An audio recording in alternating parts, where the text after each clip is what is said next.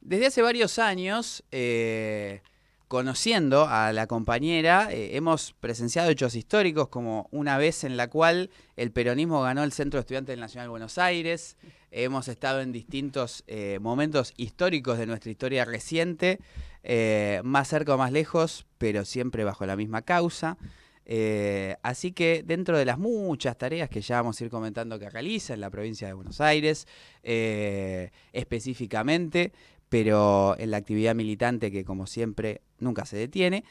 Y para charlar, por supuesto, como ustedes saben, en estos cafecitos que venimos haciendo en la gráfica, le doy la bienvenida a la compañera Macarena Kunkel. ¿Cómo estás, Maca? Bienvenida y muchas gracias. Bien, muchas gracias, Lauta, por la invitación a la radio, por supuesto, y a la audiencia.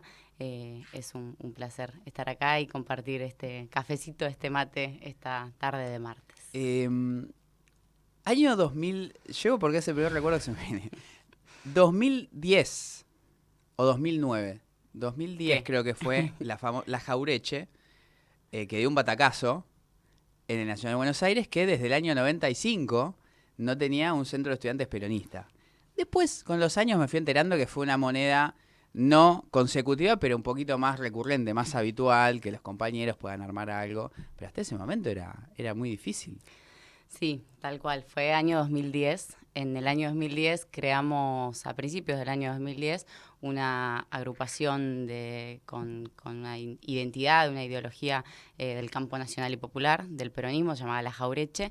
Y a fin de ese año logramos ganar el Centro de Estudiantes. No solo no conducía el Centro de Estudiantes una agrupación peronista, sino que no había ninguna agrupación. O sea, no estaba en el mapa político del Centro de Estudiantes del Nacional de Buenos Aires una agrupación peronista. La creamos en 2010 y a fin de año, después de la muerte de Néstor, ganamos la conducción del Centro de Estudiantes. De El Colegio. Yo no le digo el colegio, Yo lo digo pero porque, para que no me jodan, ¿no? claro, Me cuido de no decirle el colegio. es una egresada de la Ciudad de Buenos Aires. ¿Es cierto lo que dice la gente, las malas lenguas que dicen, no, el Nacional de Buenos Aires es estructurado? Y yo creo que han salido compañeros muy valiosos de ahí. Otros no, pero creo Pero que ha estamos, tenido una formación pero espectacular estamos para muchas partiendo de la cuestiones. base de que estructurado es malo, que ser estructurado No, es no malo. sé, igual, es una de las características mencionadas. Estructurado negativamente como en un sentido de Pero cerrados. hablo en el aspecto peyorativo de lo que se lo acusa en la Nacional de Buenos Aires. Bueno, calculo que como cualquier institución educativa tiene sus matices y también depende de quién la transita, ¿no? En mi caso particular, yo ni siquiera era de Capital, no soy porteña, soy de Florencio Varela, entonces para mí tener la posibilidad de hacer el curso de ingreso nacional ya había sido como un desafío enorme y en términos simbólicos muy importante. Y a mí me parece que es un colegio más, pero que tiene características que lo diferencian de otros colegios, de la capital y del país. Habrá quienes les gusta más esas características que lo diferencian o que les gusta menos, pero sobre todo es un ámbito de mucha participación política, cultural, artística y es atravesar la adolescencia con muchos desafíos en términos de exigencias y de Claro. estructura académica y eso, sí, por supuesto. Pero es un ámbito muy plural, además, como que muchas veces se habla solo de salen dirigentes políticos, pero en realidad, si vemos en la amplitud de los cientos de personas que egresan por año, hay una multiplicidad de perfiles, pero que eso, tienen en común haber atravesado una adolescencia bajo mucha presión, como mínimo. Hace un tiempo, Miguel Ángel Pichetto, acusando o destacando algo negativo, entre tantas otras cosas, del presidente y de buena parte de la dirigencia de este gobierno, decía, hacer política es como andar en bicicleta, tenés que aprender de joven, de pibe, y después ya es otra cosa, aprender de grande o tratar de hacerlo de grande. Eh, yo soy de los que con el tiempo han desangelado un poco la juventud. No solo porque la fui perdiendo, sino porque creo que exige un poco más de debate. Pero, ¿cómo es tu lectura desde tu propia experiencia y formación desde haciendo política desde el secundario, haciendo política desde piba? Imagino además con una casa hiperpolitizada y una discusión a flor de piel. ¿Es este camino de la juventud lo que lleva a los dirigentes, digamos, a una buena orientación? Hablo de buena en nuestros parámetros, pero básicamente coincidís con Miguel Ángel Pichetto. Vamos a ver, voy a ponerle matices a mi coincidencia con Pichetto. A mí me parece que las formas de llegar a la política son múltiples y que nadie es quien para juzgar qué tenés que haber tenido previamente como experiencia para llegar a la participación política. Y más aún en épocas en las que se denigra mucho a la política, se denigra la pertenencia política, partidaria.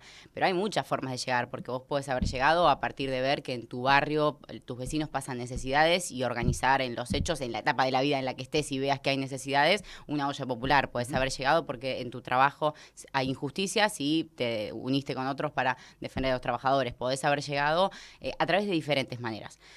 Hay una de esas experiencias que puedes tener, que es la que personalmente a mí me tocó tener, que es la de la militancia estudiantil. En mi caso, yo arranqué en el secundario con 13 años, hay quienes la comienzan en un terciario o en un universitario. Esa experiencia, que no creo que sea necesariamente la mejor, pero bueno, si es la que me tocó vivir a mí, es una experiencia hermosa, es una etapa que para mí te marca mucho haber empezado a militar así, porque en algún punto hay algo no ingenuo, pero sí muy horizontal de la militancia estudiantil, y más aún cuando es en la militancia en secundarios, ¿no? En un colegio público. O sea, hay algo horizontal, hay algo despojado de individualismos, de ambiciones personales, de roscas, de dependencias de otros niveles, o al menos cuando yo milité en el secundario, la agrupación a la que pertenecíamos la habíamos armado nosotros y no dependía de ninguna organización a nivel nacional, ni a nivel de la ciudad de Buenos Aires tampoco, ni de ningún partido político específico, digamos, tenía una identidad política clara, pero era gestionada y la militábamos quienes éramos estudiantes secundarios. Entonces, para mí esa experiencia fue hermosa, es como algo muy genuino, ¿no? Una militancia muy genuina que hasta el día de hoy, en muchos casos, cuando uno tiene otro tipo de responsabilidades y ve situaciones en las que las prácticas no son de ese tipo, porque cambian las responsabilidades, pero también porque hay mucho para que repensemos y cuestionemos de algunas cuestiones de cómo funciona la política a otros niveles, volver a esa inspiración de qué nos llevó a militar en un primer momento a los 13 años, que no era ninguna, por supuesto, ninguna ambición personal, pero además ninguna especulación, era todo lo contrario, era esa pulsión militante genuina de decir, hay cuestiones que nos parecen injusticias y nos queremos organizar con otros y con otras para resolverlas de manera colectiva. Eso es la militancia, y eso te puede pasar en un centro de estudiantes, te puede pasar en un sindicato, en un barrio o en cualquier ámbito, ¿no? Como las ganas de combatir las injusticias y de hacerlo con otros y con otras. Y me parece hermoso haber arrancado a militar como con esa pulsión. ¿Y dónde perdimos esa pulsión? No digo que la hayamos... Espero que ni vos ni yo la hayamos perdido. O sea, quiero creer que no la perdí, perdimos. que vos tampoco, y que yo doy fe que en la mayoría no se ha perdido, pero se ha transformado mucho, ha cambiado. Es decir, yo trato un poco de hacerme cargo como generación, de alguna manera, que fuimos parte de una generación que se sumó masivamente a la militancia, con Néstor, con Cristina, que se le dio un empuje por la época, por las condiciones que había, etcétera, y que esa misma generación es la que hoy mismo hay todo un debate acerca de la dirigencia política, los errores, lo que se cometió, lo que se hizo, lo que no se hizo, y empezás a ver y decimos, che, nosotros mismos somos muchas veces los que hemos cometido todos esos errores en estos años que nos han llevado bueno, no solo electoralmente, sino a distintas discusiones, pero ¿qué pensás que hace que ese impulso de juventud, eso genuino, no se apague, pero encuentre problemas y encuentre dificultades, encuentre transformaciones que después decís, che, estoy haciendo las cosas bien o como pensé que las íbamos a hacer? No sé si hay una respuesta, pero para eso te invité, para que la encontremos. Una sola, ¿no? Pero varias ideas y disparadores que se nos pueden ocurrir. Sí, tensiones críticas a la dirigencia creo que hubo en toda etapa política, desde el surgimiento del peronismo o en cualquier ámbito de participación política, en cualquier partido, en cualquier movimiento puede haber, eso es natural que haya. El tema es pensar un poco más qué nos llevó a la actualidad que estamos atravesando, no como espacio político, sino como país, como sociedad. Y pensar también qué rol ocupa cada uno de nosotros frente a eso, qué nivel de responsabilidad tiene Y sí, seguramente que podemos revisar errores que se hayan cometido, tanto en la gestión como en la construcción política, pero sobre todo mirando para adelante, pensando cómo construir un movimiento que sea cada vez más sólido, que sea cada vez más fuerte, que sea cada vez más plural, más representativo, pero sin dobleces en lo ideológico y en los posicionamientos que hay que tener en un contexto en el que básicamente gobierna Javier Milei y hay retrocesos de derechos todos los días. En cuanto a esta cuestión así que planteábamos de dónde se perdió esto más genuino, a mí me parece que en muchos casos tenemos que volver a escuchar o a leer a esos líderes que nos inspiraron, bueno, en el caso de Perón y de Evita, que crearon una doctrina que sigue teniendo muchísima aplicación hasta el día de hoy, y que hay que en muchos casos recuperarla, porque lo que nos falta un poco es volver a eso y dejar de militar en nombre del peronismo y aplicar más el peronismo a la militancia, ¿no? El peronismo que no es una doctrina porque sí, o sea, el peronismo no es peronismo por un culto al individualismo y de decir que, o sea, literal como el peronismo, claro, como sucede ahora, ¿no? O sea, parece una novedad, pero ahora cualquier dirigente que más o menos se posiciona en un ámbito acotado de construcción política ya es un ismo. Bueno, en lo personal, los ámbitos en los que yo he participado hemos tratado siempre de cortar cualquier ismo que no sea peronismo. O sea, como ideológicamente, partidariamente, políticamente, somos peronistas, respetamos cualquier otra identidad, pero no creamos ismos en base a cualquier dirigente o compañero o compañera, porque entendemos al peronismo como una doctrina política, al justicialismo, en todo caso, como una doctrina política, que tenemos que hacerle las actualizaciones doctrinarias propias de la época, pero que tenemos que aplicarlo, ¿no?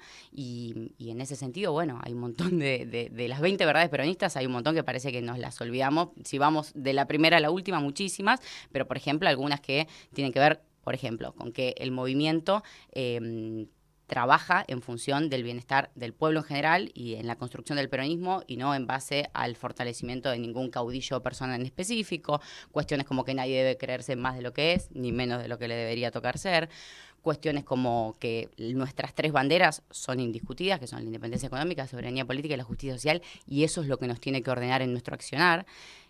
Yo difiero con las ideas que plantean que el peronismo es una autopercepción, que cualquiera se puede decir peronista, que el peronismo es una forma de militar. No, el peronismo es una doctrina política, hay que aplicarla.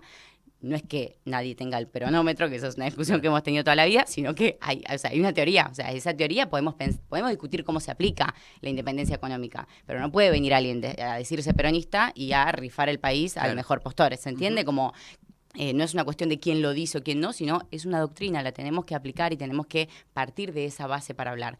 Y después hay cuestiones también como quien nos sumó a muchos de nosotros a militar, que fue Néstor Kirchner, dijo clarísimo que había que acabar con prácticas políticas que le estaban haciendo mucho daño a la construcción y que tenían que ver con el culto al individualismo, con la teoría del jefe, con cuestiones que tienen más que ver con construcciones temporales y no con la trascendencia que tiene que tener un pensamiento nacional que lo que busca es que la política no sea un fin, sino que sea un medio para el bien de la patria. Y que ese bien de la patria que busca el peronismo se tiene que traducir en la felicidad del pueblo y en la grandeza de la nación, y en eso tenemos que trabajar, ¿no? Como tener por encima de las cuestiones personales, sobre todo el pensamiento, ¿no? Y la acción en función de las bases de lo que el peronismo busca, que no tienen que ver con la dirigencia política, sino que tienen que ver con resultados para la gente, para ese pueblo al que pertenecemos quienes somos peronistas.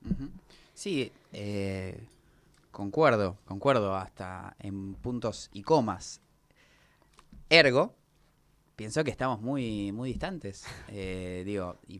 Haciéndose algo que intento fervientemente, o por lo menos trato de pregonar, que es en la autocrítica más próxima, que es la de uno específicamente, porque en las reuniones políticas uno lo ve mucho. La autocrítica es sobre vos, sobre vos, sí, sobre vos. Es verdad. Tenemos que hacer autocrítica. Vos te equivocaste en aquella cosa. La inmediatez y sobre todo la crisis hasta individuales de nuestra generación ha deformado la capacidad de ver a mediano y largo plazo y de retroceder hacia las bases. Retroceder en el buen sentido.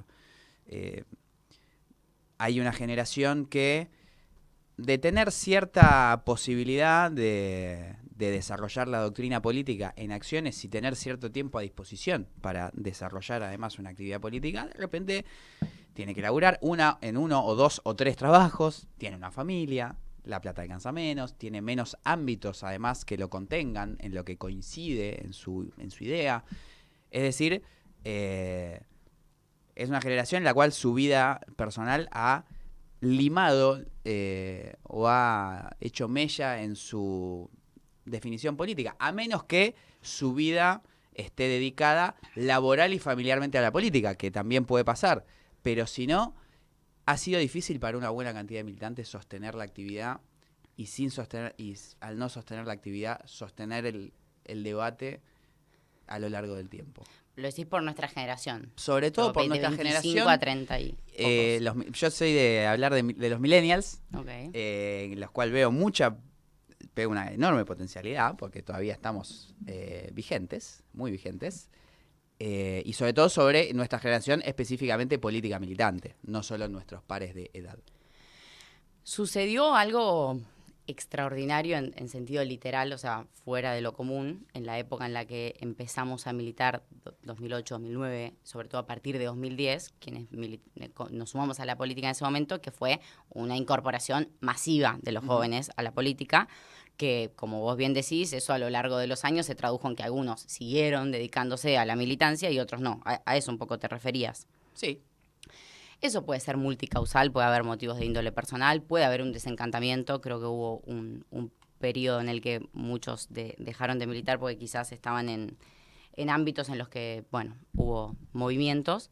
Pero también creo que quienes militaron en alguna etapa de su vida y lo hicieron con este criterio que estamos hablando de genuinamente querer aportar a la mejora de sus entornos, algo de eso debe quedar siempre, ¿no? O sea, si lo viviste de esa manera, como con ganas genuinas, en el ámbito en el que estés probablemente trates de actuar y de obrar con ese espíritu militante que en algún punto te queda, o me gustaría pensar en eso. No todos y todas pueden dedicarse de lleno a la política. Así todos, si nos ponemos como a profundizar un poco, me parece que la lógica indicaría que quienes militamos también corramos la suerte de los jóvenes de nuestra generación, ¿no? O sea, que cuando a la mayor parte de los jóvenes se les está complicando, a nosotros también se nos complique. Cada quien, de acuerdo a su profesión, su laburo, el barrio en el que vive, el lugar desde el que es, ¿no? Nadie vamos a fingir estar en un ámbito en el que no estamos, pero cada quien desde su lugar, la lógica indicaría que somos parte de nuestra generación y que los padecimientos que tiene nuestra generación, en mayor o menor medida, también nos pasan. O sea, no somos extraterrestres los que militamos en política, somos un joven más de la edad que tenemos, con las particularidades, las posibilidades, lo que pudimos hacer con las posibilidades que teníamos y bueno, que sufrimos los impactos como generación que sufren los demás. Y en ese sentido vemos, por ejemplo, que la juventud tiene un desencantamiento o sea, hubo una parte de la juventud que se volcó, por ejemplo, a apoyar a Milei en las últimas elecciones. Discrepo con la idea de que sean todos, por supuesto, ni siquiera que sean la mayoría. Incluso creo que cuando se refieren a esos jóvenes no se refieren a los de 30, se refieren a los de 15, ponele, 15, 18, 20. Pero bueno, aún así hay tendencias más amplias que también deben estar impactando en nuestra generación. Yo no estoy a favor miento, no voy a faltar a la verdad. Estuve a favor en su momento, lo defendí, la decisión de llevar el voto a los 16 y unos años después dejé de estar a favor. Nos parecía súper bien en ese momento, la verdad. Súper bien. Y creo que ni siquiera en ese momento, si tomás la franja etaria 16, 18, creo que en ese momento ni siquiera los pibes que votaron Ni siquiera, eso fue 2000. No sé cómo hacer la cuenta y estadísticamente no fue sé 2011. Si eso fue 2011. No, después. Creo que esa ley, la ley del voto joven, es posterior al 2011. Pero se aplicó, claro, es verdad. Pero entonces, la primera vez que votaron los del 16 fue 2013. 2013. Estoy segura, porque yo ya tenía 18, claro. Pero me acuerdo que yo no llegué a votar en el 16. Me pasó exactamente lo mismo. Filmus Cabandieta y Ana fue mi primer voto en 2013. Por supuesto que perdió. Yo voté en Varela, así que ganamos. Pero ustedes ganan porque ganan siempre en Varela. Pero bueno, fue la victoria de Massa sobre Insaurral en Provincia de Buenos Aires, etcétera. Y 2015 vendría el triunfo de Mauricio Macri. Es decir, si fue una jugada resultadista, tipo, che, la juventud nos está yendo bien, hagamos que voten, salió mal. Y si no fue una jugada resultadista, que también fue una manera de pensar a la integración democrática de cierta juventud, yo creo que tampoco a los 16, está bien, es un voto optativo, pero no es ninguna pregunta, digamos. Me pongo a reflexionar en voz alta. Pero al mismo tiempo estábamos diciendo que está re bueno en el colegio secundario participar y todo eso. Y además, creo, no sé si es comerse la curva, está bien convencerse de lo que uno está haciendo, pero el sujeto transformador para el peronismo son los trabajadores, no es la juventud. Y creo que ahí un poco nos confundimos. ¿La juventud puede ser trabajadora? O sea, ¿por qué sos o joven o trabajador? Porque la mayoría, la identidad del peronismo se ha construido a través del trabajo, en cualquier edad. Obviamente que hay una juventud trabajadora, es muy grande y muy importante, pero el sujeto transformador es el trabajador.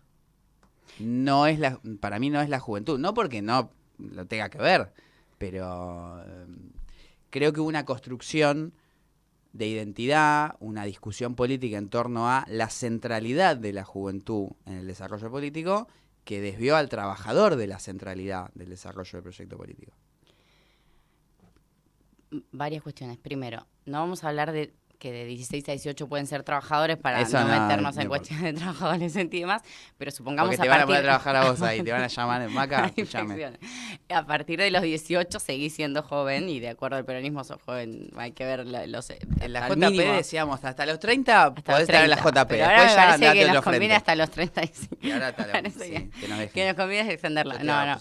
Es chiste, pero ponele de los 18 a los 30. De los 18 a los 30 la mayor parte de los jóvenes no nos podemos dar el lujo de no trabajar. O sea que somos trabajadores, a partir de los 18 años, la mayoría estadísticamente somos trabajadores, en general con trabajos, estadísticamente con más trabajos precarizados, informales, más inestabilidad laboral, trabajos a tiempo parcial. Entonces, si el peronismo lo que busca es defender los derechos laborales, podríamos decir que incluso los jóvenes trabajadores son uno de los sectores que tienen esos derechos laborales más vulnerados, que tienen menos previsibilidad en su trayectoria laboral, que en muchos casos se les piden una experiencia que no pueden dar porque no tuvieron experiencia previa. Pero de todas formas, a mí me parece que uno de las debilidades que fuimos construyendo en los últimos años es el pensar que las distintas causas, si se quiere, por las que se puede militar o que por las que puede haber activismo, tienen que estar en tensión entre sí. Digo, me parece que pasó con, por ejemplo, vos lo estás planteando más como desde un punto de vista de la temática juventud, pero pasó de forma clarísima con la temática de género, de forma clarísima con la temática de diversidad y de forma bastante clara con la temática ambiental. Y creo que no es ese el punto, ¿no? O sea, que me parece que sobre todo cuando del otro lado tenemos a una persona gobernando que ataca a todos esos sectores a la vez, o sea, no es que estamos disputando esa identidad de lucha con quien es el principal exponente de el antiperonismo en Argentina, o de la derecha, o del neoliberalismo, anarcocapitalismo, como le querramos decir, que es Milei y que es su alianza con Macri y con la derecha y con los sectores concentrados de poder a los que ellos representan. Y me parece que eso es un error, porque si volvemos a la idea en sí del peronismo, es garantizar que la mayor parte del pueblo pueda desarrollarse, que pueda a partir de trabajo tener una vida digna, tener bienestar, tener los derechos básicos garantizados, pero también tiempo para el esparcimiento, para el disfrute y demás. Y creo que eso, para poder lograrlo, necesitamos una sociedad en la que todos los sectores vivan bien y se desarrollen. Entonces, esta cuestión de no hay que defender solamente los derechos de las minorías, y qué sé yo, las mujeres somos la minoría, o sea, los jóvenes son la minoría, y si hay una minoría que posta tiene sus derechos como muy vulnerados, ¿eso no es lo más peronista del mundo? Tomar eso y tratar de que se puedan desarrollar en plenitud. Pero no lo planteo en términos de agenda de gobernanza. Ok. Lo planteo en términos de construcción de sujeto político y de identidad política. Para el kirchnerismo la centralidad, yo era parte de eso, yo era recontra parte de eso. Yo era un militante, un pibe que defendió a Cristina. La centralidad política tiene que ser el movimiento obrero, los trabajadores organizados. Y cuando digo movimiento obrero, digo, pueden ser en sindicatos o pueden ser también los trabajadores de la economía popular. O sea, los trabajadores y trabajadoras organizados de forma colectiva tienen que ser la columna vertebral o incluso la cabeza del movimiento. O sea, para mí eso es clarísimo y todo bien con los jóvenes, pero sí, eso es clarísimo. Creo que ahí hubo un error. No porque, de nuevo, no porque el kirchnerismo no haya tenido política para los trabajadores, ni hablar, porque las tuvo y recontra, pero en la construcción de identidad, de formación de cuadros, de, hasta te digo, proyección política, que bueno, con el tiempo evaluaremos cómo fue la decisión de ese momento para llegar al momento actual. Creo que hay una ruptura con el movimiento obrero, pero además una discontinuidad del enlace entre la juventud política y los delegados sindicales, la formación de la juventud trabajadora, más institucional, que nos costó. Hace un rato cité así desordenadamente partes de un discurso de Néstor, que últimamente estamos como volviendo mucho a ese discurso, en el que en un momento dice, no sé si fue exacto una de las partes que cité, pero dice que no queremos tropas disciplinadas. O sea, él dijo, no queremos ayudar a construir tropas disciplinadas. Quizás en algún momento se buscó tener tropas disciplinadas y puede que haya sujetos sociales más fácil de tener disciplinados que otros. Yo creo que el movimiento obrero y los trabajadores organizados son un actor central al que no debería poder disciplinarse. O sea, son un sector que se tiene que sentar a la mesa con el peso de lo que representan y que un espacio político que busque ser verticalista en términos de entender mal lo que es la conducción política, ¿no? De no entender la conducción política, que la conducción política bien sabemos que no tiene que ver con mandar, sino con persuadir, y conducir no es, o sea, la diferencia entre conducción y coerción. Creo que en eso, no lo digo por ninguna persona en particular, ¿no? Creo que a todos los niveles... Sí. O sí. No, pero me parece que a todos los niveles ha ido pasando, y que lo que vos decías de la autocrítica, no es una cuestión de autocrítica, sino de asumir en la medida de la responsabilidad que tiene cada quien sobre los procesos políticos, ¿no? Por supuesto, nosotros a los 15 años teníamos menos posibilidad de injerencia que quienes tenían mayores niveles de responsabilidad. O sea, mayor nivel de responsabilidad, mayor tiene que ser la revisión, pero no como una autocrítica masoquista de que hicimos mal, sino porque queda el futuro, o sea, porque queda el futuro de la Argentina y nos quedan los años de vida que tengamos para seguir militando y para construir algo de cara para adelante. No nos vamos a poner a pensar en 2011, tal día, tal dirigente hizo tal discurso que está mal. No. El punto es aprender de lo que se hizo, sobre todo para adelante. Ah, ¿sí? No soy rencoroso, pero tengo memoria. Pero no, es decir, hay hechos puntuales que no es para lo mismo, no es para meter la daga, sino para, creo que son hechos de quiebre, es decir, son momentos que ilustran una política que ha modificado el rumbo. Por ejemplo, el 27 de abril del 2012, que fue el Vélez de Unidos y Organizados. ¿Fuiste? Claro que fui, vos seguramente también. Obvio. Pero no era de ninguna de esas organizaciones. No sé por qué ¿No? fui. No. Nunca fui de ninguna agrupación nacional. Nunca, en mi vida. O sea, estuve en el colegio secundario y después ya milité en Varela, en la universidad y en EPJ y en nuestros ámbitos en Varela. Pero claramente articulaba, o sea, como... estaba en secundarios, o sea, estaba en ámbitos plurales de secundarios, pero no en una agrupación como tal. Pero fui, me acuerdo patente. Vélez fue un gran acto. Más grande sería todavía el 25 de mayo del 2013, de la década ganada, que creo que es si no el acto más grande que tuvo el kirchnerismo. El 27 de abril del 2012, que Vélez, que es el lanzamiento de Unidos Organizados, que Unidos Organizados venía como un sello o estructura o lo que sea que venía a conducir o unificar a todas las orgas que estaban en el kirchnerismo o pan-kirchnerismo, y lo único que sirvió es para disciplinar o intentar, que ni siquiera lo logró del todo. Y ese día, que había sido una idea de 2012, todavía estamos a tiempo para construir una, no conducción, pero una persona, una figura consecutiva a Cristina para el 2015, fue Cristina, le levantó la mano a Emilio Pérsico y al Cuervo Larroque, dijo, bueno, estos somos, vamos con esto. No se generó continuidad. No me acordaba de eso, te voy a ser sincera. Bueno, esa imagen mental la tengo. Por eso te digo, no es que soy hablaron? rencoroso. No es que soy rencoroso, pero me acuerdo de Cristina. Bueno, habló Emilio, habló el Cuervo, y esa foto fue la foto. Esa foto fue la no, foto del acto. Cristina, el Cuervo y Emilio. ¿Qué quiere decir? Digamos, nadie imaginaba ni pensaba, y por supuesto no se dio, ni que Emilio iba a ser el candidato, ni que el Cuervo iba a ser el candidato. Dijimos, oye, donde Cristina dice es fulano, y la foto es esa. Bueno, no fue, y desde ese día fue... Creo que desde ese momento hacia adelante todas las críticas internas y externas que hubo sobre el kirchnerismo y su funcionamiento militante, político, de desarrollo, etcétera, fue un momento clave. Fue decir, eso que decías del disciplinamiento, eso de la no capacidad de difundir y mejorar los cuadros que rodean a la conducción, fue muy determinante. Y creo que hoy lo sufrimos no exentos de responsabilidad quienes estuvimos en ese acto, pero desde esa conducción.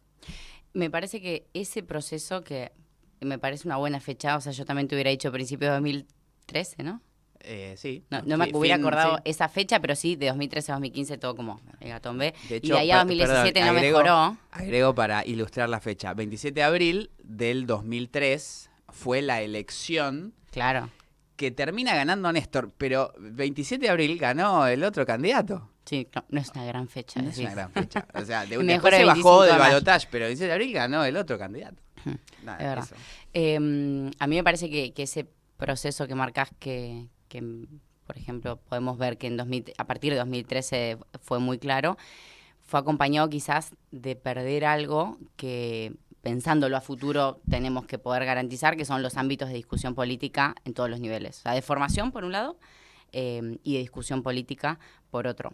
Recuerdo eso, pero no sé si tuvo que ver como con el haber empezado a militar esto muy en colegio secundario, o si en realidad fue parte de un proceso más amplio en el que cada vez fue más difícil que eso, poder discutir, poder hablar de política. Y esto de las tropas disciplinadas tiene que ver con eso, ¿no? Tiene que ver con algo que seguimos viendo hasta el día de hoy y de que probablemente la mayor parte de los espacios políticos no estén exentos, y es con la cuestión de dar por sentado que esto es la teoría del jefe, ¿no? Como de que la conducción es quien determina todo, que todos los demás tenemos que... Como esta idea de jefes soldados, que en esa época empezó a sonar muy fuerte, siempre nos pareció, digo a mí, pero en los ámbitos en los que me fui rodeando de compañeros que uno opina más o menos parecido, algo, o sea, siempre nos repelió eso. O sea, como la idea de jefe no va, pero, o sea, no va desde un punto de vista de nuestra concepción del movimiento obrero, ya la terminología patronal es como algo raro de usar para la política. Y de soldado también, o sea, de saludo a uno, saludo a dos, hago lo que me dicen.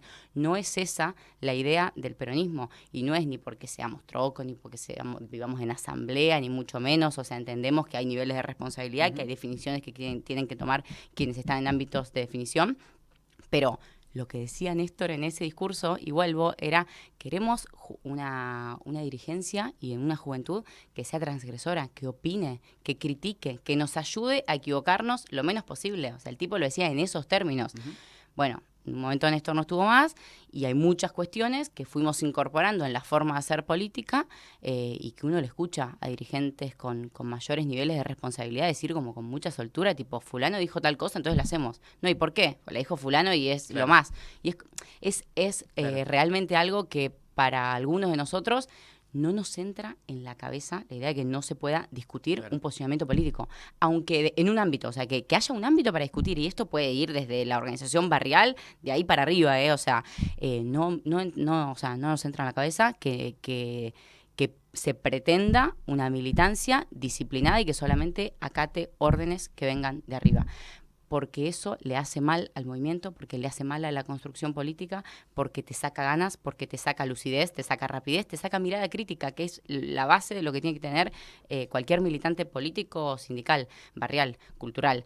Una mirada crítica sobre la sociedad en la que vivimos, en un mundo que es completamente injusto, completamente cruel, completamente cada día más individualista, cada día más egoísta, cada día más deshumanizado, y que nuestro rol es discutirlo todo formando parte de una orgánica, entendiendo después quiénes tienen que tomar determinadas definiciones, pero ayudando a que quienes están en los roles de responsabilidad se equivoquen lo menos posible. Y además, el ejercicio del debate, la práctica del debate, es buena de por sí. No porque vayamos a armar una ronda de intelectuales y estar todo el día discutiendo, no lo digo en ese sentido. Lo digo en un sentido de repensar todo el tiempo las prácticas propias y las de los espacios a los que pertenecemos, las de nuestros referentes, porque además, si vos me decís, no, lo que pasa es que nos está yendo bárbaro así, no es el caso. Claro. O sea, nos ganó Milei por 11 puntos y el último gobierno que hicimos fue un gobierno del que no estamos orgullosos. Entonces, hay mucho para revisar, me parece, y si bien siempre hay cuestiones para revisar que tienen que ver con la gestión, con la economía, con un montón de cuestiones, con estrategias electorales, con quiénes son los candidatos y todo, creo que hay que ir sobre todo al fondo de la forma de construcción política, porque si ni nosotros mismos nos sentimos como con la forma de construcción política, es difícil que salgamos después a proponer un proyecto que enamore a la sociedad. Sí, siento que una falencia se ha confundido paulatinamente orgánica con lealtad. Entonces se ha acusado de traidor a compañeros por ser inorgánicos, lo cual es un problema resoluble. Pero ¿lealtad a qué?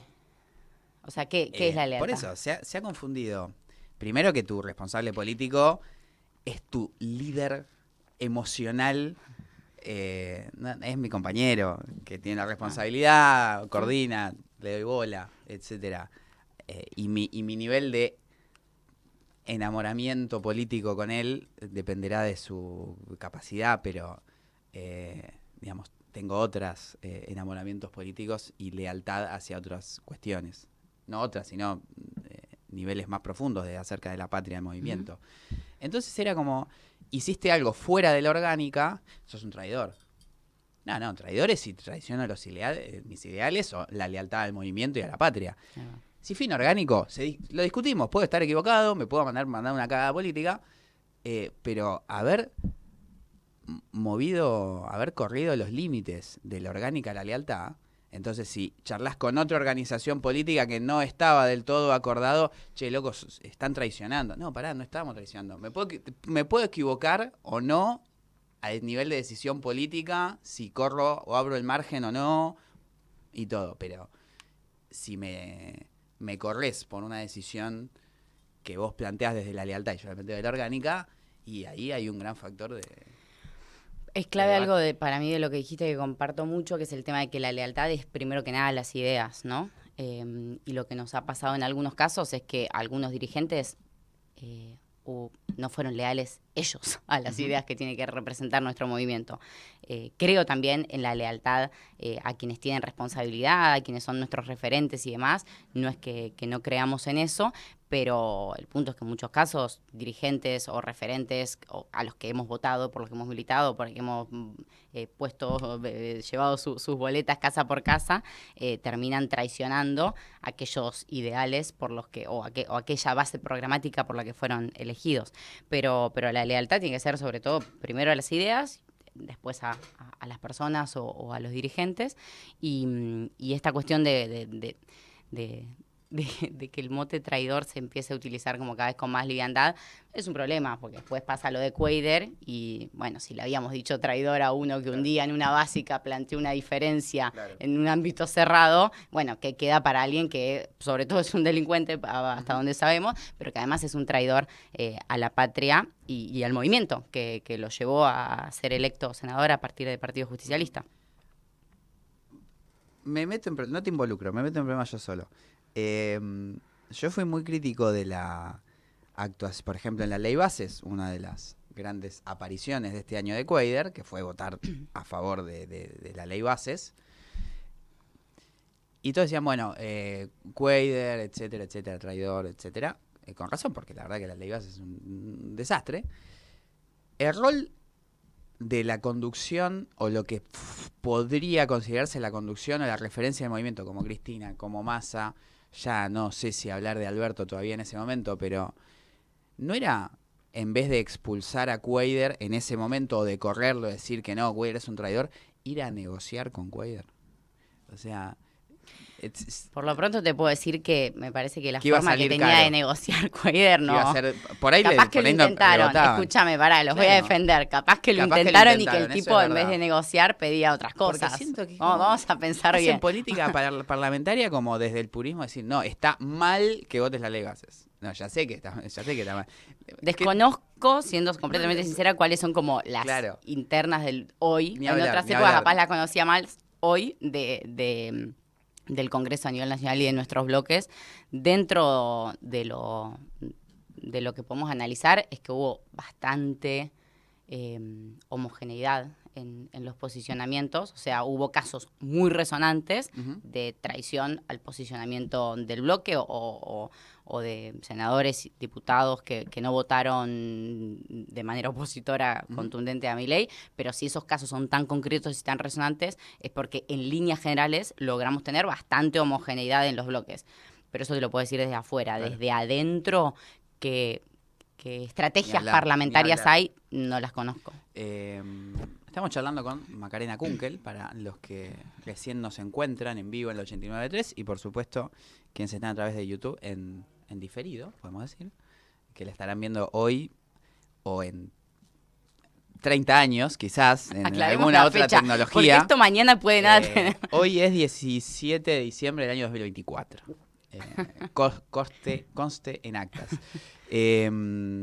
Vamos al plano de estábamos en el plano de las ideas y podemos ir al plano terrenal, según la alegoría de la caverna, que estoy mencionando muy, muy erróneamente. ¿Por qué este veranito de Milei o esta imagen positiva, esto que está todo, económicamente estamos mal, pero todavía hay una insistencia en, che, bueno, pero bajo la inflación, che, pero esto por ahí va bien, che, pero mismo de aquel que dice te voy a sacar esto, te voy a sacar esto, bueno, pero confiemos. ¿Cómo lo ves? Tomando el sector social, el grupo etario, lo que quieras, pero ¿dónde encontrás esa respuesta? Me parece que en muchos casos los indicadores económicos son manipulados para comunicarlos de forma tal que parezca que las cosas están mejor y que en la realidad tangible, al menos en la provincia de Buenos Aires, en Florencio Varela, donde yo soy, no vemos una mejoría. Hay veces que esos indicadores pueden reflejar cuestiones que en lo concreto están beneficiando o mejorando la situación de algunos sectores concentrados, que quizás hace que esas estadísticas den mejor, pero es que eso nunca se derrama en que las grandes mayorías vivan bien, sino que está pasando todo lo contrario, y eso en algún punto es innegable. También es innegable que uno va al supermercado y no está viendo el nivel de inflación que hubo meses anteriores o el año pasado en estos últimos meses. Pero de nuevo, volviendo a algo como un poco más político, me parece que en los momentos en los que Milei se debilitó un poco más, como espacio político quizás no lo supimos aprovechar tanto comunicacionalmente como para marcar esos palitos que estaba pisando o esas debilidades que estaba teniendo en cuanto a la construcción política y a la gestión, porque quizás estábamos estábamos viendo energías gastadas en otras cuestiones de discusiones más internas. Me parece que hubo momentos muy concretos en los que como fuerza opositora podríamos haberlos capitalizado de otra manera, no para regocijarnos, ni muchísimo menos de que le esté yendo mal a nuestro país, porque es absolutamente todo lo contrario que queremos, pero sí para decir, en vez de poner el foco en esas situaciones que estaban pasando y que debilitaban la imagen de un gobierno que así todo es muy nuevo y de una fuerza política nueva y que tiene esa frescura y ese changüí que se le da por decir, nosotros lo intentamos de hacer porque vemos que hay un gobierno en el que muchos de los ministros y quienes sostienen esa construcción política del gobierno son macristas, incluso radicales en el Congreso y demás, pero así todo de cara a la ciudadanía, al ciudadano común, es un gobierno nuevo, es una fuerza política nueva, o sea, para mí no logramos instalar o hacer que la gente vea que en realidad puede que sea nueva esa figura y su círculo, o sea, Milei y su círculo más cercano y el partido político y su forma de discurso, pero que en realidad está sostenido el gobierno a través de los mismos de siempre, incluso el plan económico lo está llevando adelante la misma persona literal que llevó adelante el plan de gobierno de Macri. Pero creo eso, o sea, creo políticamente que en momentos que se podían haber aprovechado para llevar más claridad sobre lo que estaba pasando y en momentos en los que el gobierno estaba tambaleando en cuestiones discursivamente respecto a las medidas de gobierno que estaba tomando, no se supo aprovechar como fuerza opositora porque estábamos perdiendo el tiempo en discusiones internas que debilitan la oposición a Milei, que es el rol que tiene que tener ahora el peronismo o el Movimiento Nacional Popular, que es oponerse a Milei y gastar nuestras energías en eso, claro, y las desgastamos en otras cosas. Sí, incluso no me hubiese parecido tan grave la interna si hubiese sido más conducente hasta en las ideas. ¿Cuál es la interna para vos? La interna es Cristina Kicillof. Para mí, o sea, no digo que es una buena interna, Digo que es la interna. Y Kicillof se va a tener que animar. Yo no describiría la situación de esa forma. Para mí es más grande, es mucho más general, pero podríamos ponerle el nombre de táctico, es Cristina Kicillof, porque Cristina hace años que ha sido una gran primera ministra y una mala conductora del movimiento.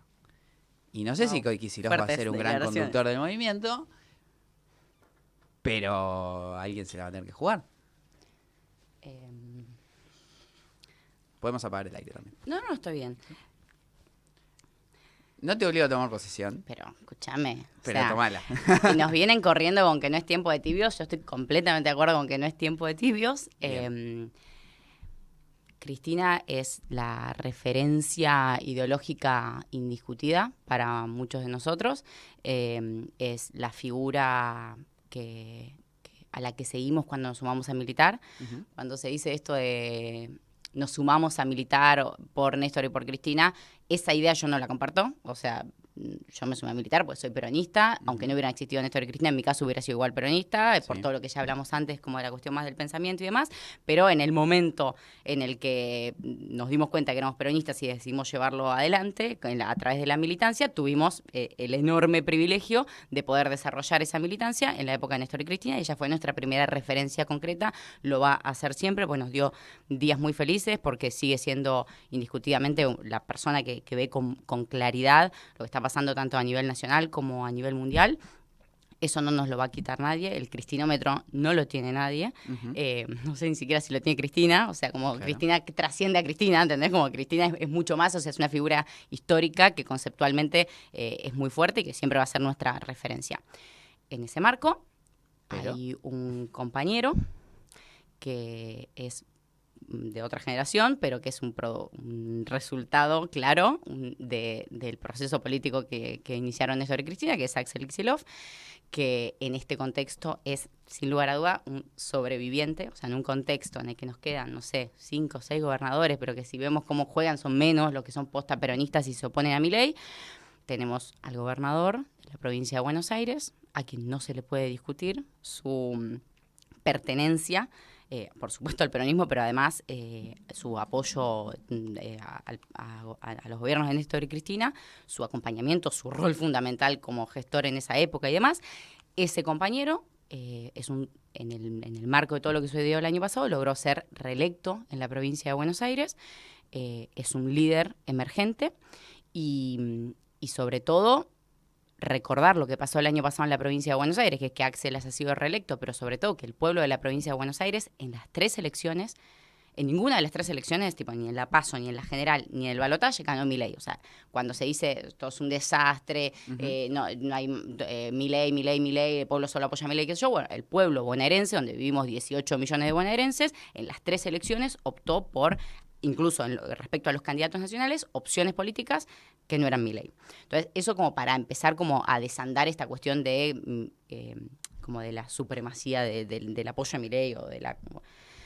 y bueno, lo que muchos vemos es que ese compañero hoy por hoy tiene una responsabilidad enorme, que es la de llevar adelante la gestión de la provincia de Buenos Aires, una gestión que siempre fue muy compleja, pero que en un contexto de desfinanciamiento absoluto que hay desde el gobierno nacional al gobierno provincial, seguimos viendo un gobierno provincial que encabeza Axel, pero que un montón de compañeros formamos parte, que es un gobierno provincial que básicamente, además de oponerse desde el minuto 1 de manera clara y contundente al gobierno de Milei, 20 y pico de enero fue la movilización, el primer paro de 12 horas de la CGT, y ahí estaba Axel, pero además la conducción del gobierno provincial en la calle marchando con los trabajadores, y de ahí en todas las marchas que hubo, o sea, universitarias, de género, de todas las temáticas estuvo el gobierno de la provincia de Buenos Aires acompañando, pero además, sobre todo, desde un punto de vista de gestión e institucional, se está tratando desde la provincia más poblada, que genera más recursos y demás,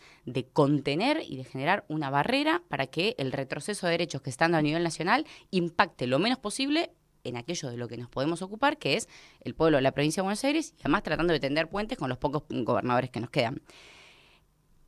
Es básicamente eso, tener que aclarar que hay que apoyar ese proceso institucional y político de oposición a Milei y de gestión en favor de los bonaerenses, es un delirio. O sea, literalmente uno se detiene 2 minutos a pensarlo y decís, che, pero o sea, ¿qué estamos discutiendo? Pues no lo puedo entender qué estamos discutiendo. Bueno, pero tomando tus palabras, en las cuales yo coincido, yo me sumé a militar siendo peronista y encontré en el proceso político que encabezaron Néstor y Cristina un gran espacio para que mi identidad construida familiarmente, muy probablemente, se desarrolle. Y por eso fui un militante, que coincido. No es que militamos por Néstor y Cristina, sino porque somos peronistas y además tuvimos un buen momento en el cual coincidían las cosas. Y creo que Cristina es una, si no la gran política y peronista argentina del siglo XXI, y que Kicillof es todo lo que acabas de mencionar, y que cuestionamos, y si hay gente que cuestiona a Kicillof o a su gobierno provincial, es desde el kirchnerismo, es desde el cristinismo. No sé qué es el cristianismo. Digo, de la cámpora, desde los espacios de Máximo, etcétera.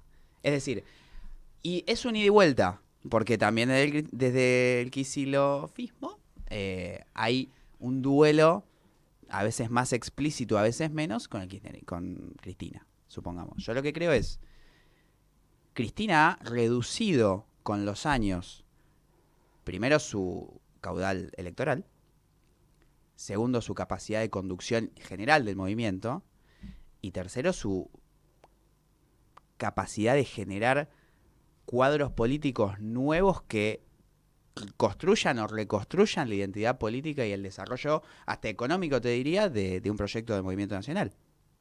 ¿Qué quiero decir con esto? Cuadros políticos nuevos que construyan y reconstruyan el proyecto nacional futuro. Sí. Te puedo asegurar que está plagado de esos, el proyecto político de la provincia de Buenos Aires, y que todos son producto de que haya existido Néstor y sobre todo Cristina. Bien, entonces, o sea, ahí hay una reconstrucción y una construcción. Pero por supuesto. Y en algún punto eso lo propició Cristina siendo en su momento presidenta. Sí, pero esos Por cuadros... eso te digo que a veces Cristina trasciende a Cristina. O sea, Cristina trasciende a Cristina, claro, a ver, pero me parece que no está conduciendo eso en favor del crecimiento del movimiento nacional y que el proyecto nacional encauce hacia... Es verdad, digo, yo no tengo esa respuesta porque ojalá la tuviera, pero hacia un modelo de país y un desarrollo de país que pueda dar respuesta a los 46 millones de argentinos. Ni siquiera puede dar respuesta confrontativa de manera unívoca a algo muy evidente como es lo de Milei. Entonces falta algo. Y creo que Cristina no lo tiene ese algo. Y creo que Axel tiene la posibilidad y que todavía no se anima a complementar eso. ¿Y por qué? Porque se lo hackea en algún punto, se lo traba. Él tiene que animarse a destrabarlo y empujar. Pero bueno, lo que pasa... Digo, no quiero propiciar... las internas no son igual ni malas, son inevitables. El tema es que sean lo más conducentes, productivas, proyectivas posible.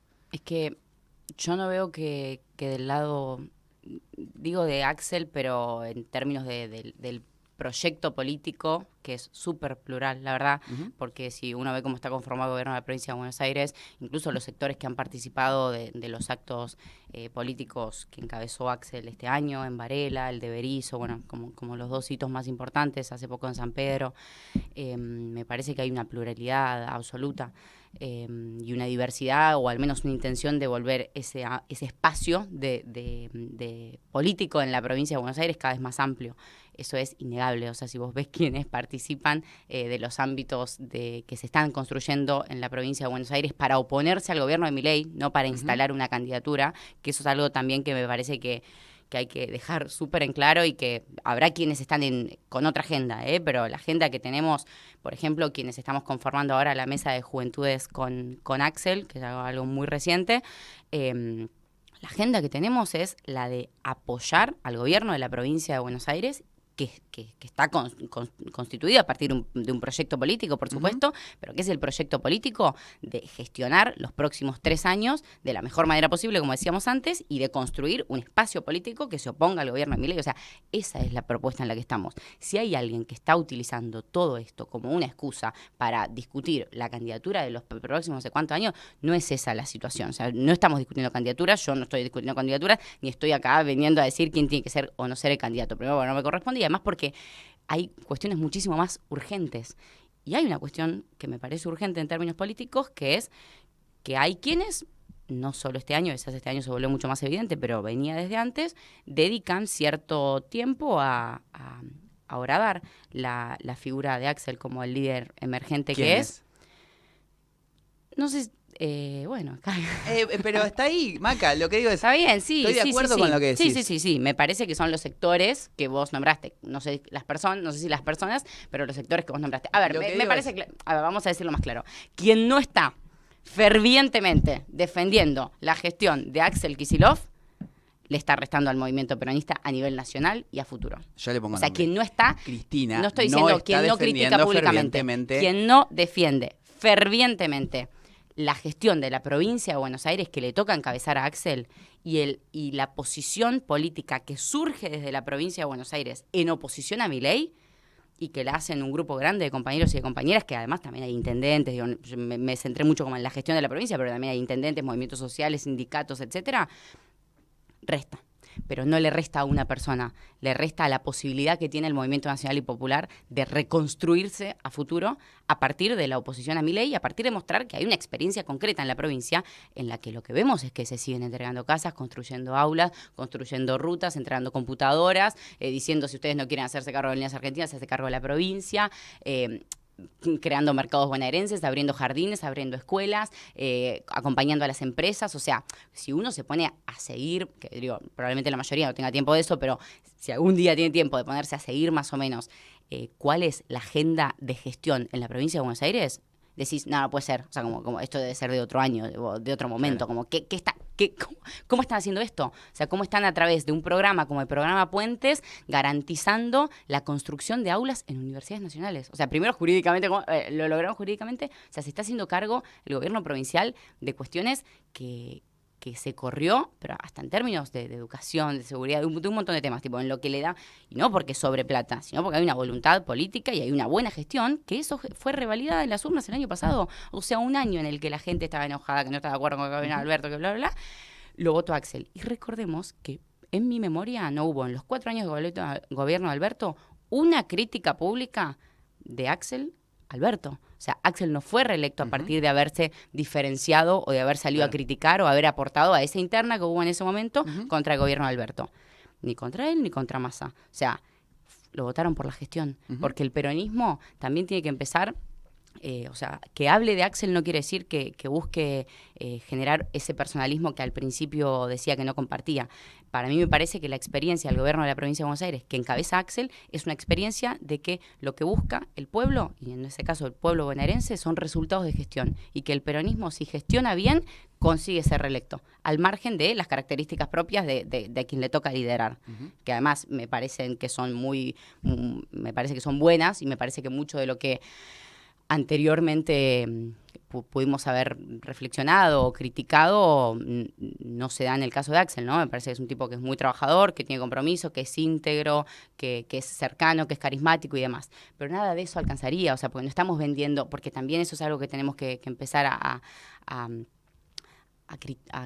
despojarnos de eso, ¿no? O sea, no estamos vendiendo un producto, o sea, los dirigentes políticos no son productos, no es que yo te puedo decir un montón de características, por ejemplo, de Axel que me parecen beneficiosas, pero estoy convencida de que el pueblo de la provincia de Buenos Aires lo religió, al igual que un montón de intendentes, etcétera, porque gobiernan y le mejoran la vida a los vecinos, y por eso los vecinos y los bonaerenses los vuelven a elegir. Yo ahí estoy de acuerdo, en el sentido de que es loable y más el gobierno anterior y el actual de Axel Kicillof en la provincia de Buenos Aires, y tomando tus palabras, quien no defienda fervientemente ese gobierno, no vamos a usar palabras ajenas, no la ve.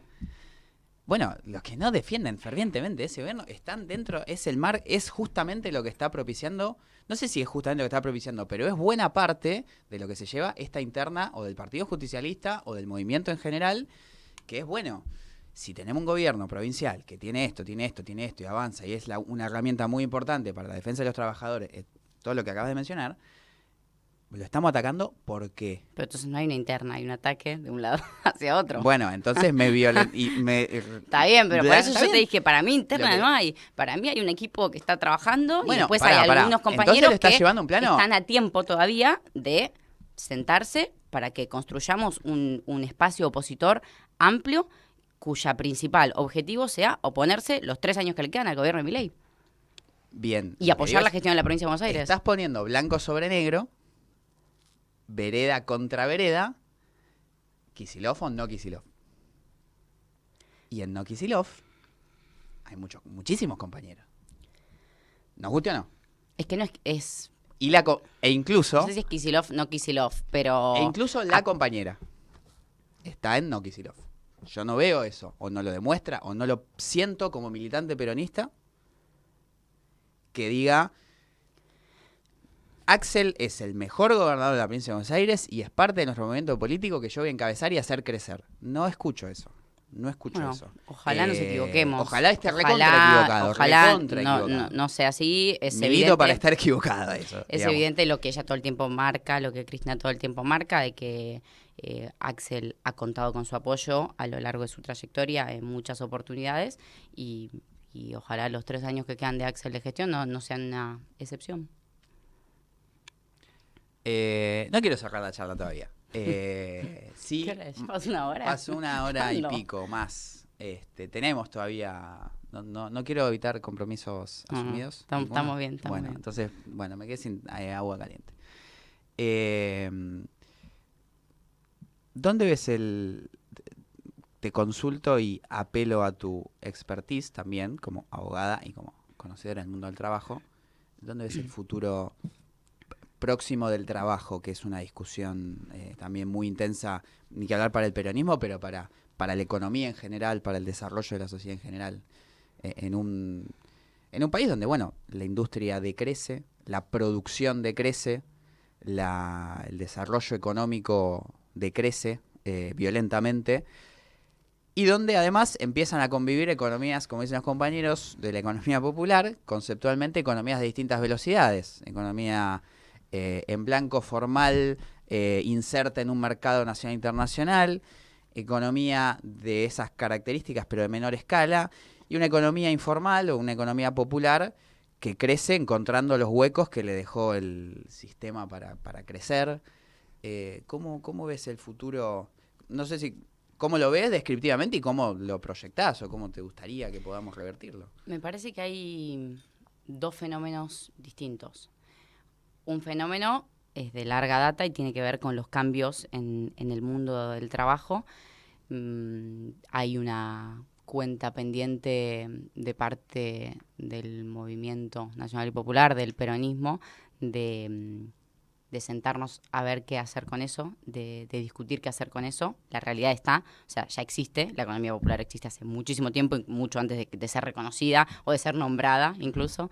La economía de plataformas, el crecimiento cada vez más del trabajo autónomo, del trabajo independiente, incluso la informalidad laboral de los trabajos en relación de dependencia. Entonces, por un lado está todo ese fenómeno, incluso lo que podemos proyectar como trabajos tradicionales que a partir de las nuevas tecnologías, de cara a los 20, 30, 50 años, probablemente dejen de existir.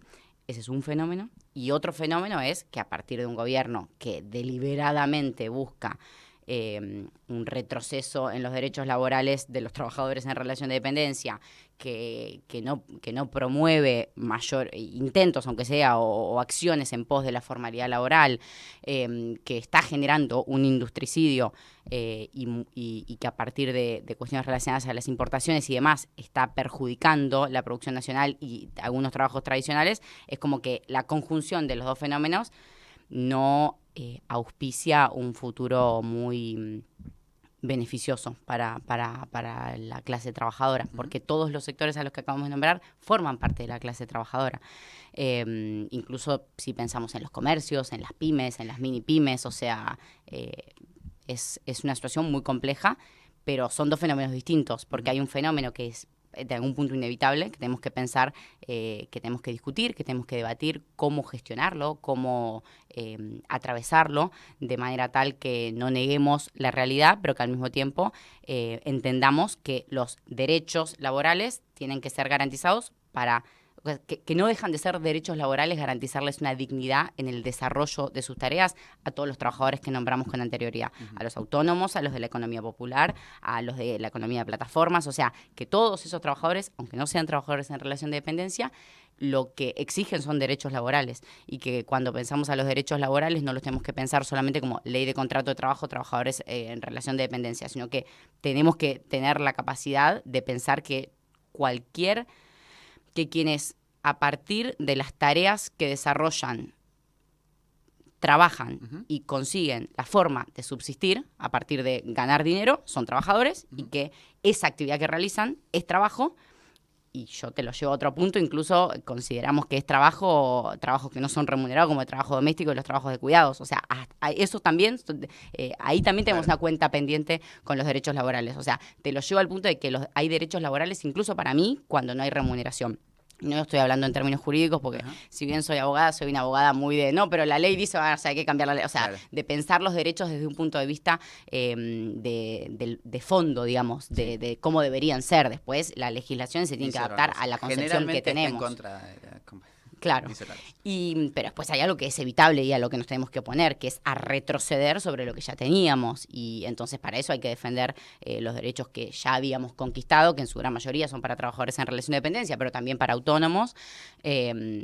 Y monotributistas y demás, los derechos de los que fueron trabajadores y ahora son jubilados, y bueno, y la posibilidad de que quienes así lo deseen, o sea, y de defender las industrias, los comercios, la producción nacional, o sea, una cosa no quita la otra, pero esa segunda dimensión es evitable y está sufriendo un retroceso y una embestida enorme a partir del gobierno actual. Entonces esa parte hay que actuar también con mucha celeridad para evitar que siga empeorando todos los días. Sí, es un desafío porque además, obviamente, el trabajo crece de la mano de la producción y la producción no crece, sino que decrece. Y creo que hubo nosotros pudimos hacer, creo, durante el gobierno de Alberto Fernández, de hecho, creció la producción y creció el trabajo, pero tuvimos el problema de la inflación, entonces hubo descontento con la remuneración del trabajo. Entonces una cantidad de circunstancias que hicieron que no sean trabajadores registrados por debajo de la línea de pobreza. Claro, por debajo de la línea de pobreza. Creo que el debate o el key de la cuestión que sobrevuela tema de formación, de identidad, de esencia, incluso de interna o de proyección es el modelo de desarrollo económico argentino. Digamos, Perón escribió un libro justamente diciendo cuál era en el 72, 3, 72. Bueno, hoy no lo tenemos. Y no puede ser el mismo que fue hace 10 años.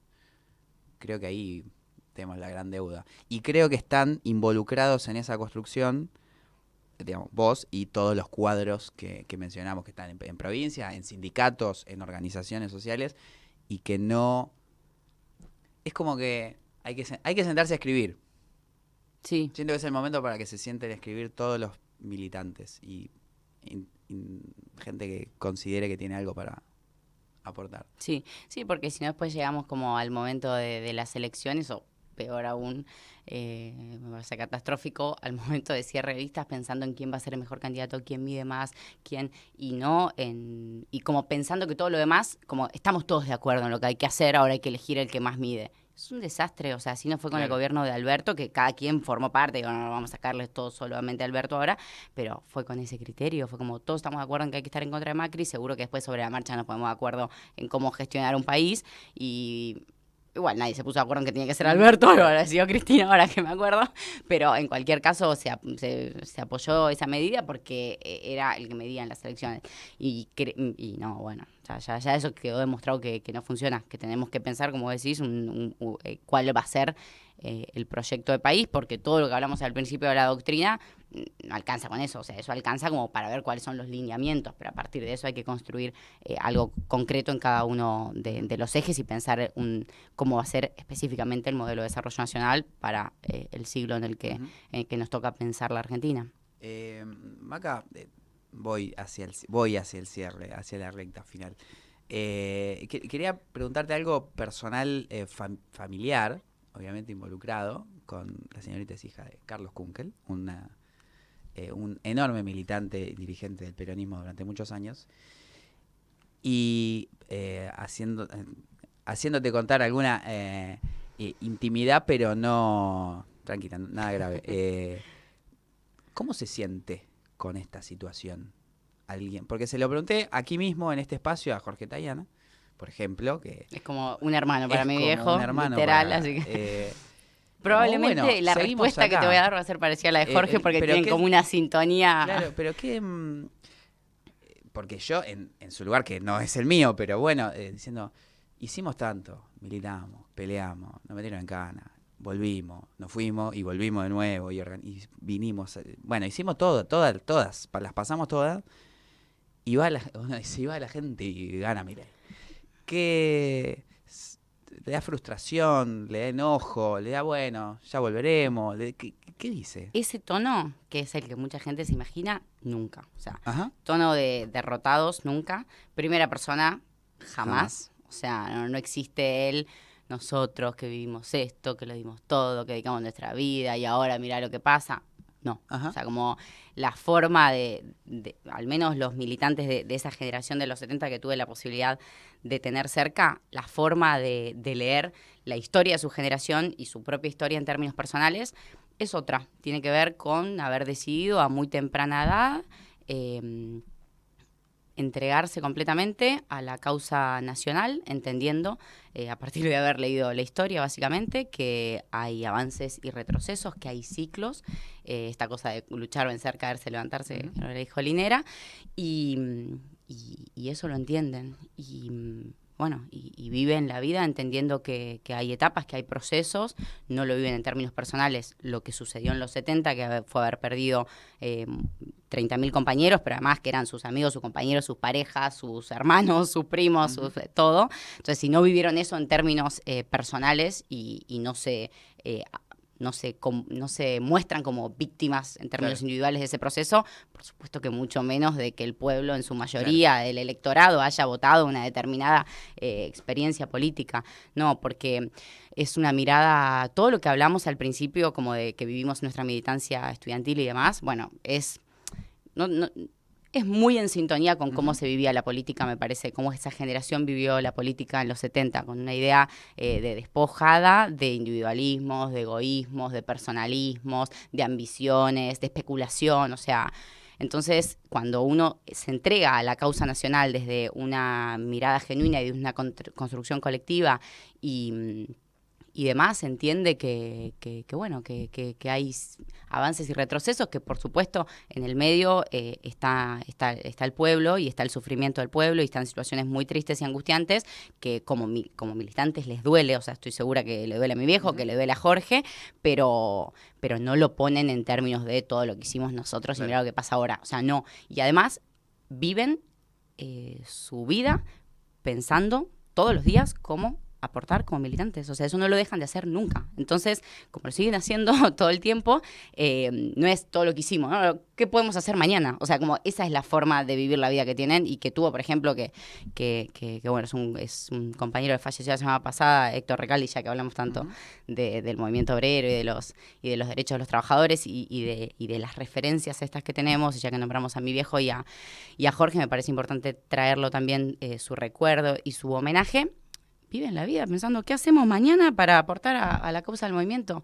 Y al margen de tener o no un rol institucional, que de hecho no lo tienen, claro. siguen viviendo así la vida, como militantes políticos. Y el militante político no puede nunca sentirse derrotado. O sea, el militante político, por definición, un militante político que es pesimista o que está resignado, es un cínico. O sea, el militante político tiene que tener optimismo y esperanza en que se puede construir una realidad distinta a futuro. Y los compañeros que estamos nombrando la tienen, la siguen teniendo porque siguen siendo militantes políticos y porque no son cínicos. ¿Y cómo te atraviesa eso a vos en tu militancia cotidiana? No, me encanta. ¿Lo llevas, digamos, con presión o como una carga? ¿O ¿Qué es el hecho de tengo que ser como mi viejo? No, es que no creo que tenga que ser como él. O sea, creo que quienes somos militantes tenemos que buscar referencias que nos ayuden a, en el ejemplo cotidiano, estar siempre lo más cercano posible. O sea, decir lo que pensamos, pensar lo que decimos, hacer lo que pensamos y decimos, o sea, como alinear esas cuestiones, tratar siempre de actuar de la mejor manera posible como compañeros y como compañeras. Por supuesto que en mi casa mi viejo fue una gran referencia, mi mamá también es militante, en Varela el compañero que es intendente, el compañero que fue intendente anteriormente, o sea, tengo muchísimas referencias y también los compañeros que militan conmigo, o sea, la vecina de mi barrio que arma un comedor, digo, no hay algo de como solo una referencia que es la de mi casa. Tengo mis afectos personales y es una referencia enorme mi papá, pero en el ejemplo cotidiano, o sea, como en el ejemplo cotidiano de verdaderamente creer que las cosas pueden estar mejor y aportar en ese sentido.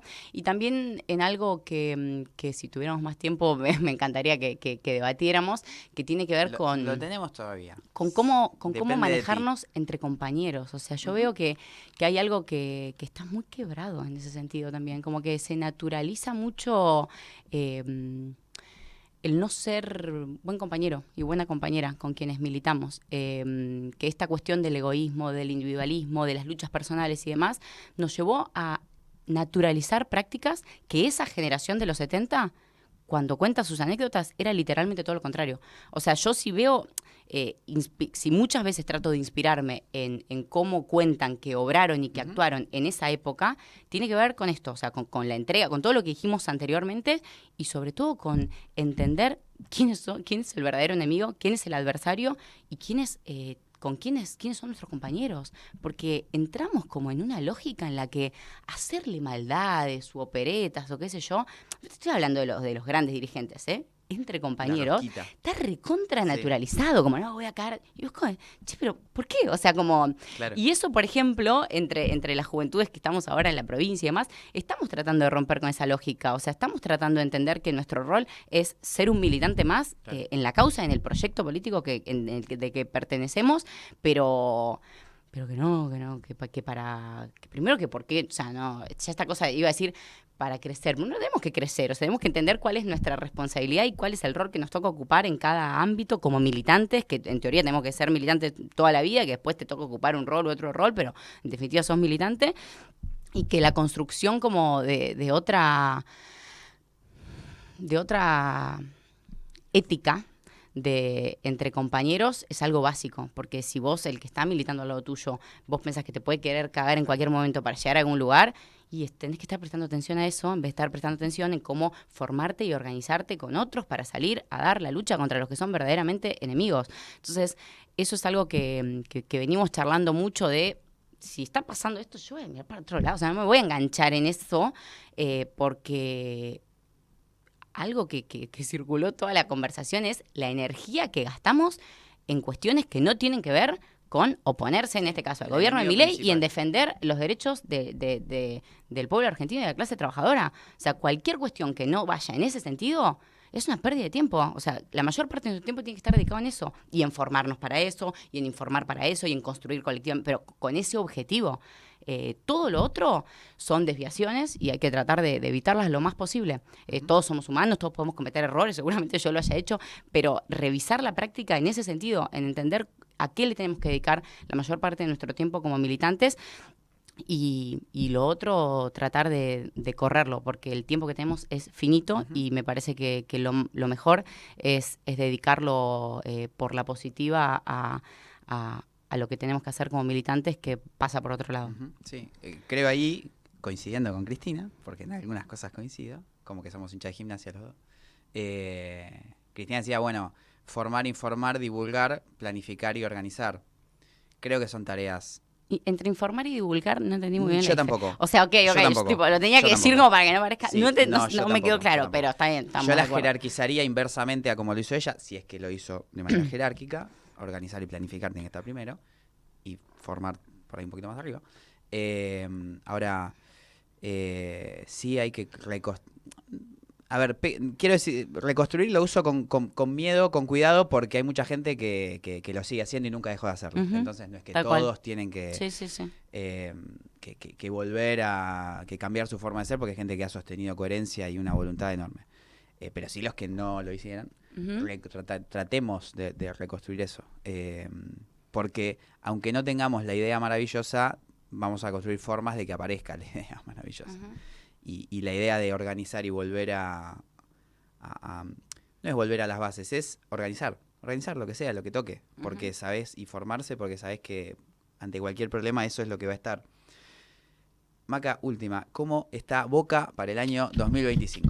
Escúchame, hoy se cumple un año de una fecha que fue de mucha alegría y mucha felicidad para nosotros, que hace un año fue electo Juan Román Riquelme, presidente de Boca. Así que les tiro ahí una efeméride.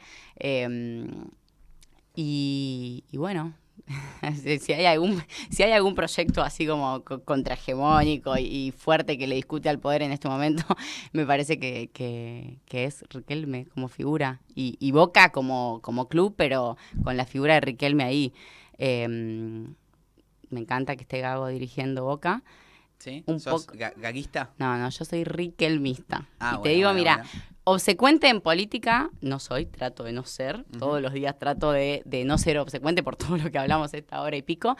Pero si hay alguien en mi vida con el que puedo decir que un poco obsecuente soy, es con Juan Román Riquelme. Lo banco en todas. Si él quiere que esté Gago, yo voy a bancar que esté Gago.